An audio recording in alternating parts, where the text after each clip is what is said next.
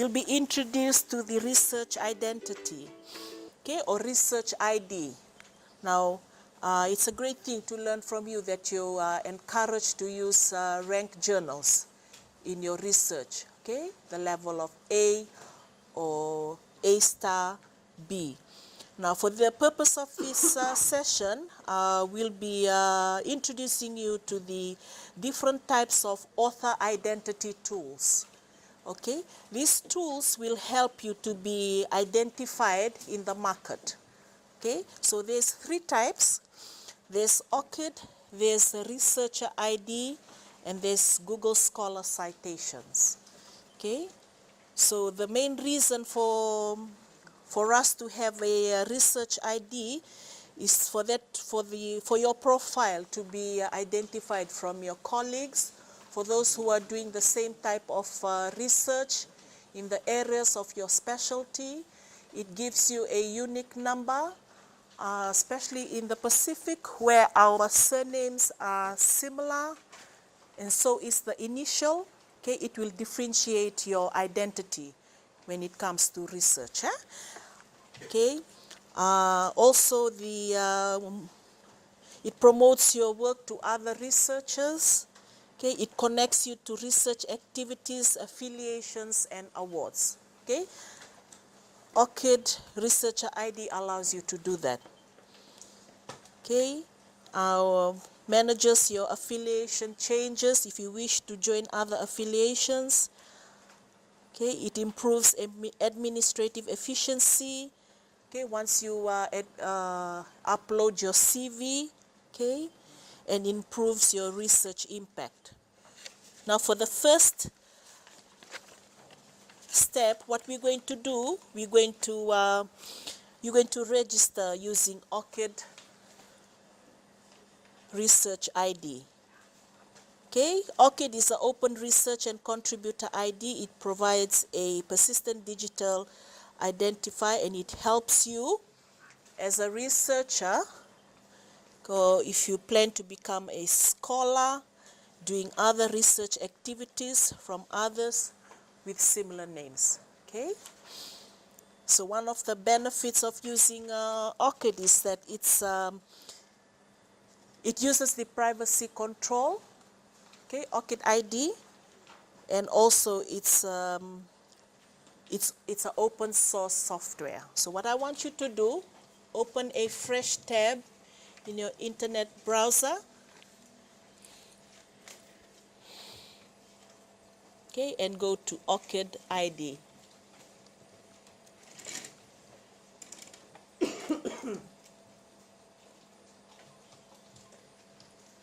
Okay, so this is the official website for ORCID. So if you haven't registered, you can register using the step 1 link. Once you're done, you can always add your info, personal info, your photo, and you can always use your ORCID ID when you are signing off. Okay, sign off in your email account. Okay, your name, Dr. So-so, and your ORCID ID. Okay, I'm encouraging you to do your PhD. Okay, so let's do that now. Let's register.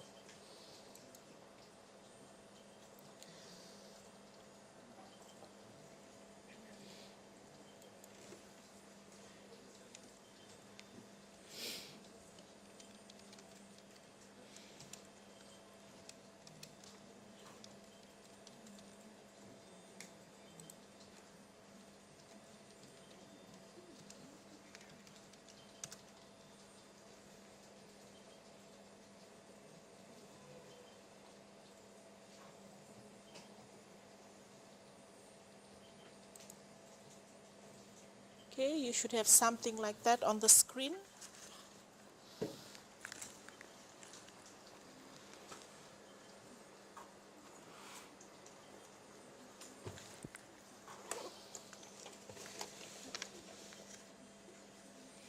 And always keep it up to date. Okay?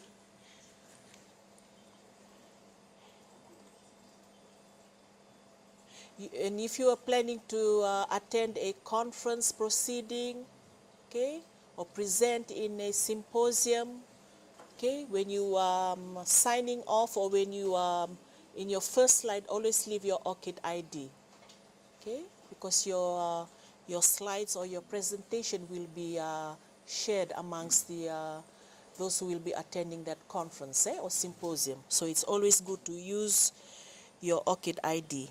On your web page, using your LinkedIn account, okay, it will connect you to your ORCID ID. Okay.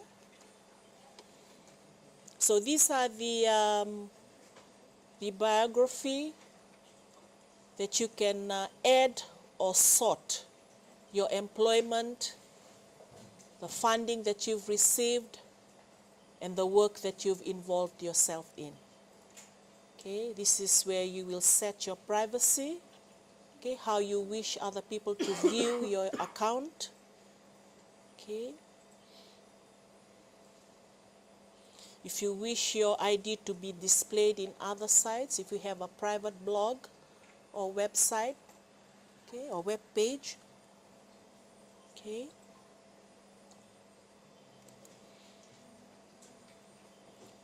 Okay, this is for research, that's your record.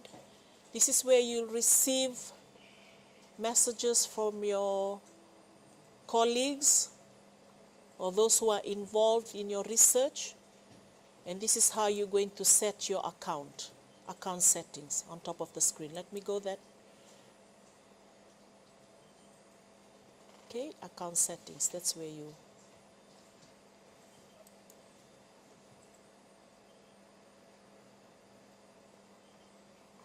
Okay, if you want to read more on developer tools using ORCID, you can click on that link. Okay, this is for organization, and this is more about ORCID. Okay, ORCID is connecting research and researchers. Okay. And if you are submitting your publication, it is always encouraged for you to use your ORCID ID. Okay? Always do that.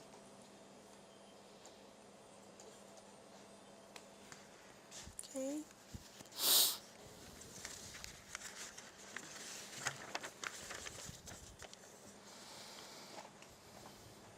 Okay, the second, any questions on ORCID ID?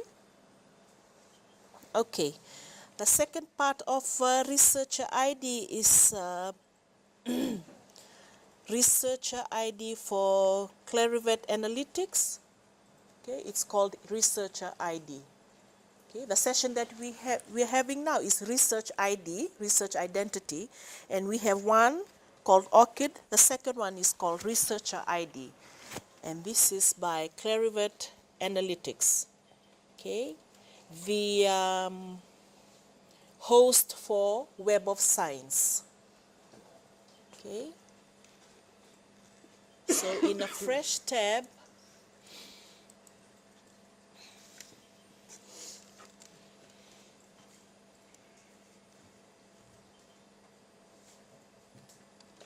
okay, you can follow the link on your handout here.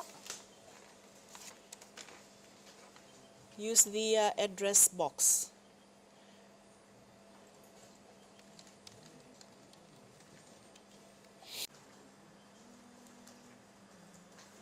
Okay, you have that on your screen.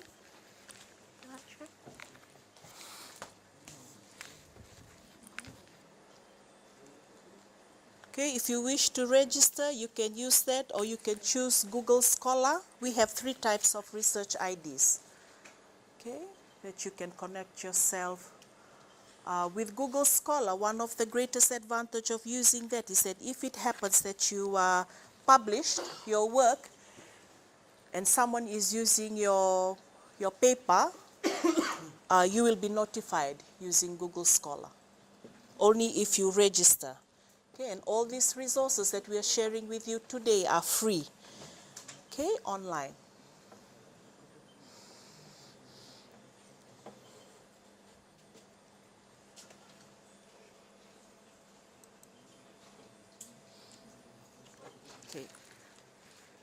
Okay, those who have completed Research ORCID, you can move to Research ID, Researcher ID.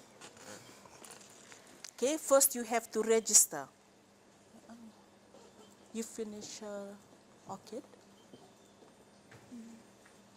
Oh, then you start with ORCID. Yes.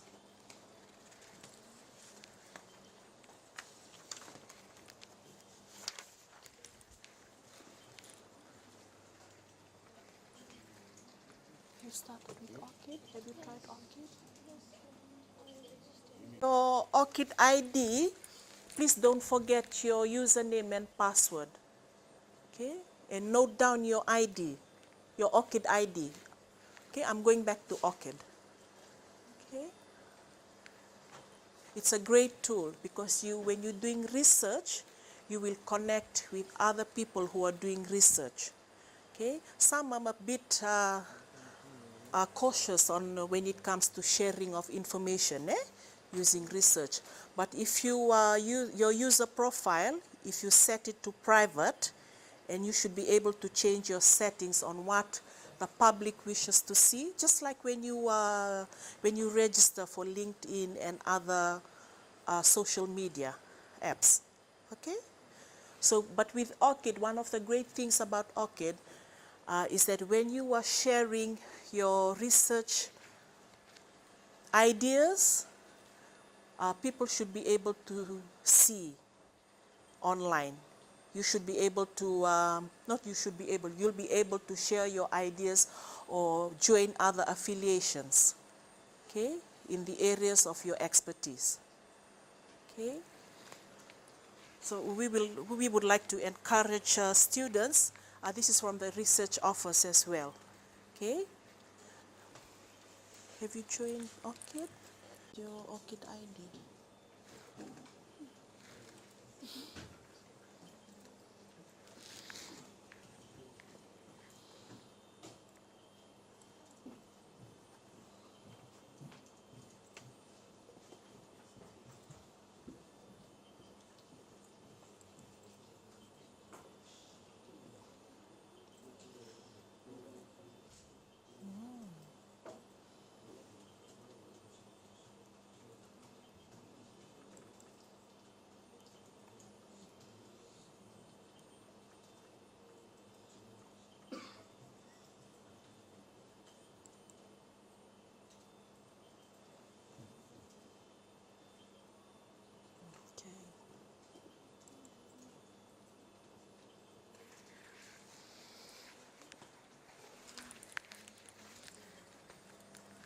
Okay. So I leave the other two for you to, you have the step by step, okay, in your handout, okay? Researcher ID and the Google Scholar citation, okay?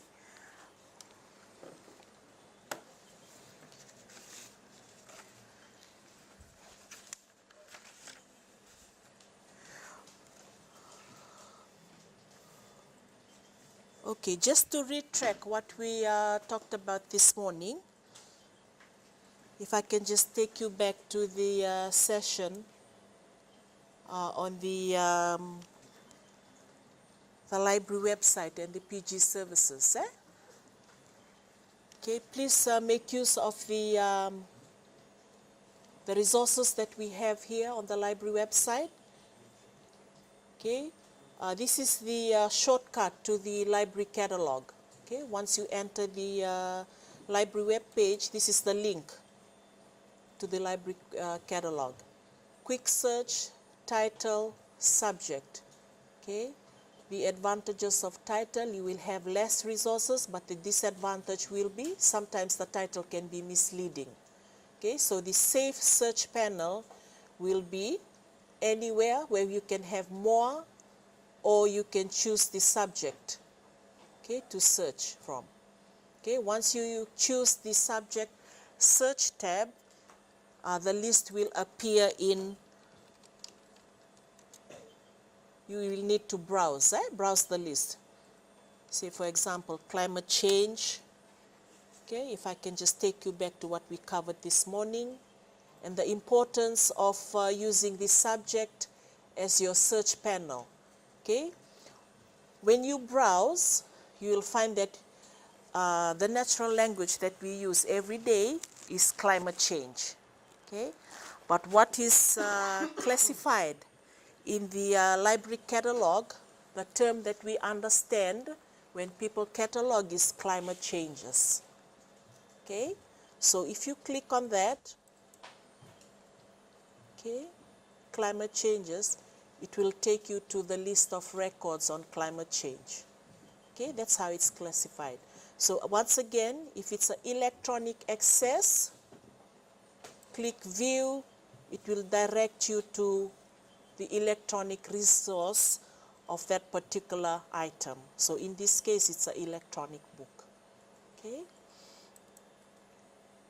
and some of the important note when you're using the databases outside the USP IP address, okay, there's an instruction on the web. Okay, as soon as you click on the particular database, it will take you to that easy proxy that you need to fill in. Okay, your ID and your username, your password. So fill in that, click OK, and it will take you back to the interface of that particular database.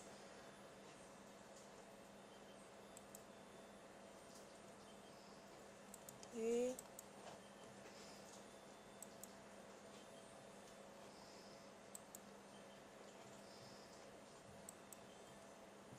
Okay, the advanced search, that's where you use the Boolean operators, and you can always list your keywords using the subject panel. Okay, and is given, change that to subject, use another key term. Okay, you can always choose the location if you're aware of that, or the type of collection that you are looking for. Okay.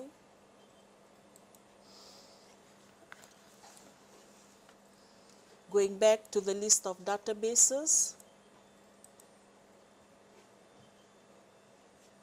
Okay, for the ease of searching, you can search by subject. Once you click on the subject, it will list the recommended databases that we have in the library. Okay. Search by format if you're looking for dictionaries, encyclopedias, newspapers, or statistics if you're looking for statistics. Okay, it's on the right side. Search by format, statistics, thesis, and videos. Okay. Also, I would like to share with you we have a list of USP theses available online. Okay.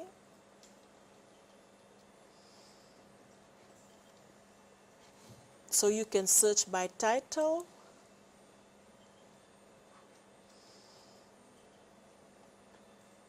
Okay, these are the list of theses that we have at USP, or by author.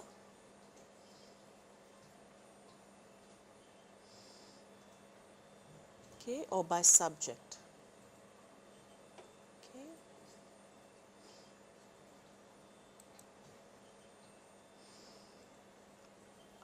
Referencing help, it's very important. If you're using EndNote library, one of the advantages of using EndNote is that it will list your references, cite your work automatically using the software. But you must know the rules of referencing. So if you are quoting, you're quoting directly from the text, the percentage that you need to use. 50, 20 for a paragraph, you need to know the rules for that. So in the APA, Chicago Manual Style Harvard MLA is some of the commonly used references that we use at USP. So if you click on the link, it will take you to the rules, how to cite a book, encyclopedia, and other sources. Okay, we also have the links to the manuals that we have in the library.